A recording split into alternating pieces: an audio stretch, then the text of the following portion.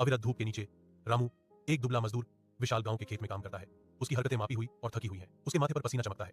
हर बूंद निर्दयी आकाश के नीचे कड़ी मेहनत का प्रमाण है। थकान उसके चेहरे पर गहराई से अंकित है। रेखाएं अंतहीन संघर्ष और कठिनाई की कहानी कहती हैं। वह रुकता है, उसकी निगाह खेत पर घूमती है। दिन की अथक मेहनत की मूक स्वीकृति, निराशा उसकी आंखों में छा जाती है, जो बुनियादी भोजन की सुरक्षित करने के लिए उसकी दैनिक लड़ाई की एक कठोर याद दिलाती है। भारी वजन के बावजूद वह एक अदृश्य शक्ति से प्रेरित होकर अपने काम पर लौटता है। रामू काम से थका हुआ रात के आवरण में एक पुराने कुएं के पास जाता है। उसकी प्यास उसे आगे बढ़ाती है। वह कुएं की गहराई में झांकता है। भीतर का अंधेरा ठंडी राहत का वादा करता है।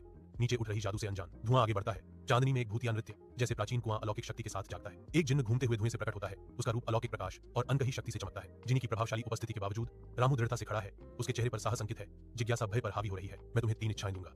जिन्न गर्जता है।